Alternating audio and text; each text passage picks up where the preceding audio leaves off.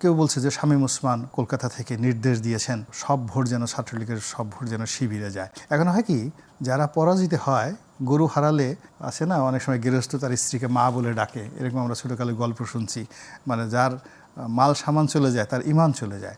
এখন যারা পরাজিত হয়েছে বা যারা মনে মনে চায়নি যে শিবির ক্ষমতা আসুক, তাদের অনেকেরই আসলে নানা রকম কল্পকাহিনী মনের মধ্যে চলে আসছে। এরকম নানা রকম সমীকরণ শুনতে পাচ্ছি। It's very interesting. এই প্রথম একটা নির্বাচন, যে নির্বাচনকে কেন্দ্র করে ঢাকা বিশ্ববিদ্যালয়ের ক্যাম্পাসের চারিদিকে বিশাল সমর্থক শ্রেণী দুটো অংশে তারা দাঁড়িয়ে কোথাও নীরবতা পালন করেছে এবং কাদের সংখ্যা বেশি ওটা তারা প্রদর্শন করেছে। যেমন নীলক্ষেতে একদিকে ছাত্রদলের সমর্থক বিএনপির যারা নেতাকর্মী তারা, অন্যদিকে জামাতের কর্মী সমর্থকরা।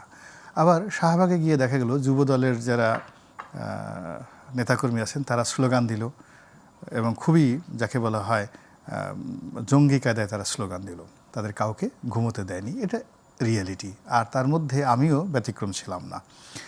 এখন এই যে জয় পরাজয়, এটার পরিণতিটা কি হতে পারে? আমার কাছে যেটা মনে হচ্ছে যে এই মুহূর্তে আসলে ভাবের যে রাজনীতি চলছে,